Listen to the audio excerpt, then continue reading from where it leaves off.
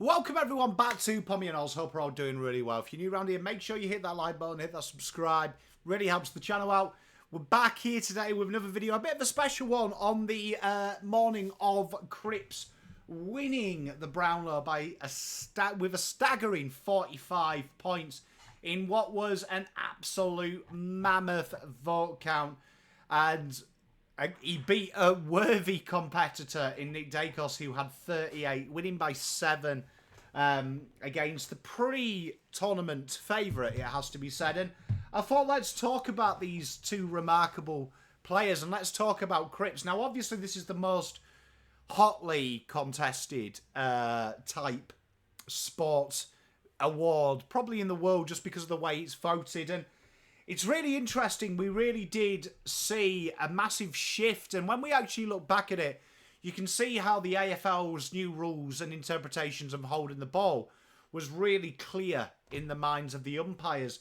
We saw a plethora of votes go to these players that we probably didn't pick up in our own algorithm as well. Great examples of this would include how players like players in the ilk of how Max Holmes really did gain some votes. How Matt Rowell beat Noah Anderson, who was a $1 favourite to take out the Gold Coast Suns.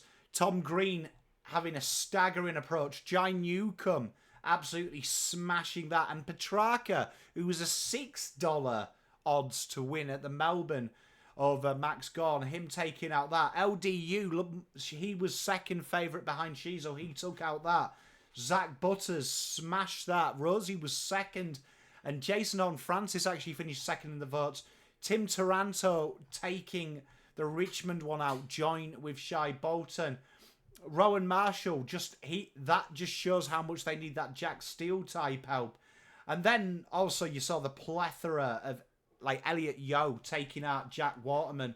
And how did that happen? Well, if you think about the new rules, the umpires have obviously gone into this season trying to look for pinging the holding the ball. So I always think that that really does influence it. And it's something that we're going to have to add into our own algorithm as a learning this year.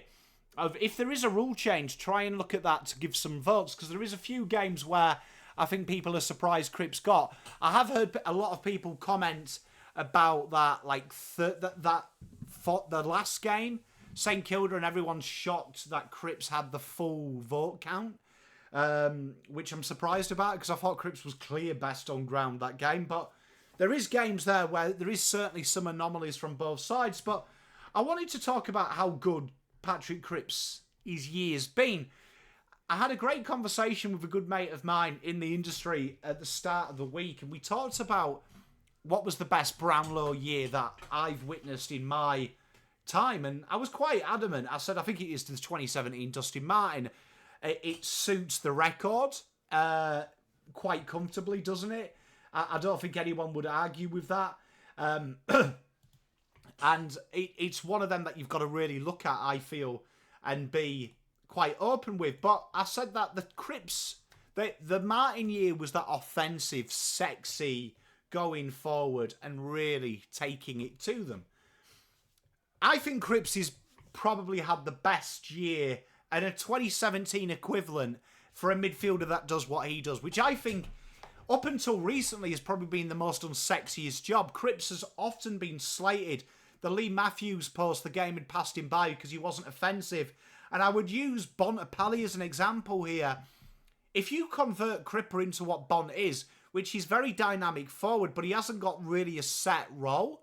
He's kind of like, with all due respect to Marcus Bontempelli, he's like Matthew Kennedy for Carlton, for the Dogs. They put him where they need him. They pull him out of the middle. They'll play him as that third forward. They try and get him involved because he's so talented. It shows how the votes come off you, where Cripps has a defined role, and he's not just the best at Carlton at what he does. He's the best in the league. And the first port of call I would always check is he had 45 of Carlton's 87 votes. So that is a concern there, in my opinion, in the terms of that, how much Cripps polled in losses says to me the big thing about where Carlton go wrong at times. Sometimes it's Cripps or nothing. People say that's Cripps playing for himself. I look the other way. I think being elite at sport and from working in the industries, it's a selfless selfishness. Selfless selfishness at times you've got to have. And what I mean by that is you've got to be the best you for the team. And I think Cripps has really nailed that. And I think if we get into the data points, it really shows that. And I think the big thing that you see with Cripps is you look at what he's got that the other players have. I think he's got a ferocious drive. And you look at Cripps' year. If you look at 2022 is the year that everyone regards as the best Cripps. He set a record for his contested possessions this year. It's the most he's had since that Brownlow, 15.7. It's 0.4 more than the year he won the Brownlow. The only years that are better are the 2016, 2018 and 2019, which you can account for Counton's results. It was a very contested game brand. 8 clearances. It's the third most he's ever had, the most since that Brownlow year, 0.3 more. The tackles, it's the most tackles he's had since his Brown year. The big one, the most meters gained he's ever had, which is incidentally the only time he's ever gone over 300 is that. And the second most goals he's ever had behind that Brownlow year. And I think what's really incredible about Cripps is how proactive he is in that contest. He isn't just that hard-headed, hard grafter. He's got to adjust all the time. We float so many different eggs through that. Whether it's Sam Walsh, and he's happy to be that defensive protection. Whether it's George Hewitt, he's happy to be the aggressor. Whether it's Elijah Hollands, he's happy to create the space for Elijah to run into. And I think people forget as well, Cripps' score involvements are insane. His ability at protecting his teammates is insane. His ability to protect space in them ruck contests. He has the most gathers from hitouts. Only Nick Dacos is close to him, and 0.01 separates them. The hard ball gets, he's second in the league for just behind Tom Liberatore. So he also plays that enforcer role. And the incidentals around what Cripps does in the ruck contest, he's ranked number 1 for as well. And his ability to anticipate, his ability to explode, his ability to protect, but also his ability to attack. I think it's really unfair, and I'm not just saying this because I want to give tremendous kudos to Nick Dacos. He's an incredible player. He's an incredible player. He's world class. I think where Nick Dacos excels, Cripps is average at, but Cripps across the board excels at what he does. He's not just that. He's just not that enforcer. He's got so many strings, and I think he's the most involved player. When people talk about Marcus Bontempelli's stiff, I think look at the development of both players and the strings they've added to their game. People forget that he's 17 goals this year, but also, do you know what I mean, how he had less shots than the 20 years. So he's become a lot more time managed, in my opinion, in the terms of he's become a lot more moments based, which I think is a huge thing. I also think that the way that he's evolved his game into being the enforcer, he's out of the midfielders, you've ranked top 10 for score involvements. He's 30 behind Bontempelli, but you look at Nick Dacos, who is considered that driver of the ball, he's 2 behind. Like, you're looking as a midfielder, Cripps has become as well-rounded as you can be. And the company that Cripps is beating there, Neil, Merritt, Newcomb, Trelaw, Sarong, Dunkley, Wines, he's in a class of his own. He's in a class of his own there. And I think now the next thing is he's got the individual accolades. He's an incredible footballer. And that's the one thing that obviously Nick Dacos has on him, his ability to win a flag. He has gone from being, for me, that chubby kid, they said, from WA, Northampton. And he's become a beast. He's become a leader of man. He's managed to prove everyone wrong in an era where we want people to be faster, to be quicker. I think Cripps has developed strings to his bow in an ever-changing game as well for inside midfielders. You look at Tom Green, he's the modern day inside midfielder. He's quicker than Cripps. He's younger than Cripps. But Cripps has added them elements and them areas to his game, and an incredible player around stoppage and clearance. And I think it's a real unjust. It reminds me of when you look at players like Rodri, Michael Carrick when I grew up, Roy Keane. You always have them players in the league that people will compare them against. Like when I was a kid, it was like people like the talk about Gaza, and then it went to people like Scholes, and then like Gerrard came in as that box-to-box type player. And they forget that sometimes the raw ingredients of winning the ball back, taking the game on, finding the ball, extracting the ball, giving it to players that can play, becomes a less and less and less worshipped ability. But I will say this, the big thing for me that people always forget is when you don't have these players, you miss them and you crave them. You always crave what you've got. And I feel that Cripps has added football IQ. He's added the ability now to be the servant of the midfield and create the space and corral. But he's also been able to take the game on and get Carlton going. And this, to me, shows everything about Cripps. He's the only non-ruckman to feature in grab-and-go stats, which is insane, which is the ability to get the ball straight from that contest and take off. And that says something about Cripps. This is a man that is team first, if ever there was a player. And I think a lot of people talking about that, he focuses on this as an individual award. I can tell you right now, Nick Dacos doesn't focus on the individual award. He wants to win flags. And Patrick Cripps is that same type of player.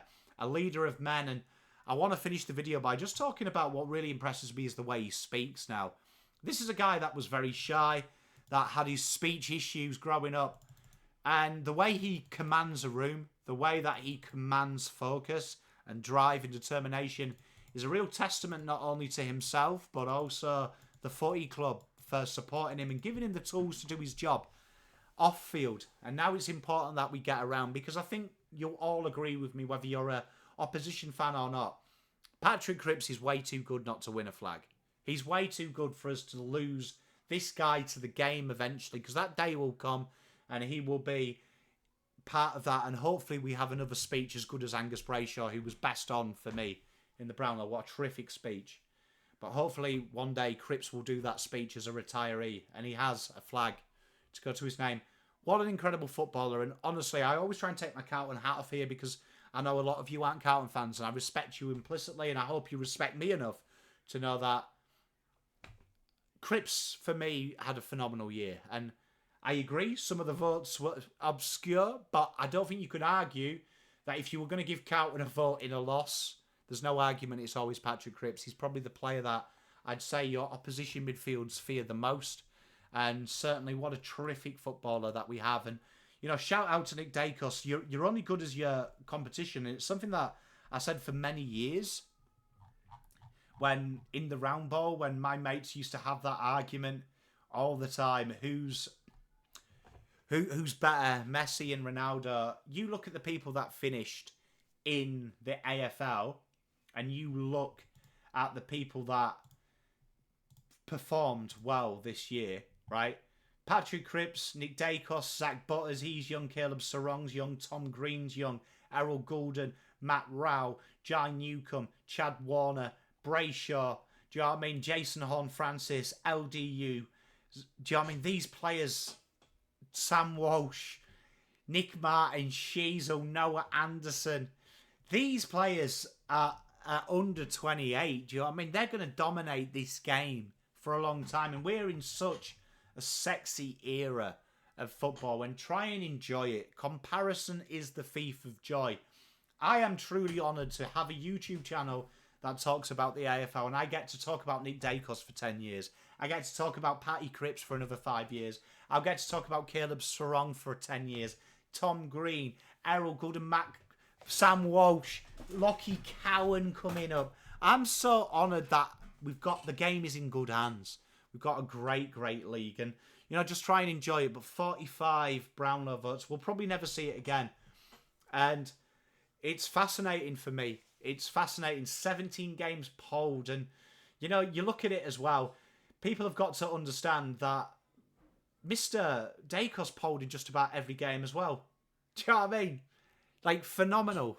A team that finished 8th and inside the top 10 to have that many votes between them. You know, a staggering, do you know what I mean? A staggering amount. 83 votes between them. It just shows you how good they are. How good they are. And, you know, total privilege. And I'm sure Patrick Cripps, if he was here with us now and we asked him the question, would you rather Nick Dacos win 2025 and you win a flag? 100% he will. And I'm sure Nick Dacos would say the same thing. He would rather watch Cripps get 45 again and him win a flag. But, you know, fair play, Cripps. Like, what a leader, what a player. And you know what? I think I speak for all of us fans that you are probably the most unheralded player in my eyes. You saw that Brownlow coverage. It was very Nick Dacos focused. It was very Isaac Heaney focused. Sometimes being the ugly mongrel who gets the ball out and does everything is always hard. I always think of Cinderella and the start of that book. Cinderella is the one that's doing everything for the ugly sisters. And sometimes true beauty is in the provider. And Patrick Cripps is one of the greatest providers the game has probably ever seen, let's be honest. So, on you, Cripps. Thank you very much. I really enjoyed watching it. Stay tuned. I'll be on Donnie's podcast tonight. So that'll be something. I've got a great video with Swoop Luke as well on his channel if you are a Pies fan. And we've got loads of content. We've got a real good live tomorrow. And head on over to pommyandoz.com. Get yourself some merch. Help a brother out. Peace, love, and light. Pom out.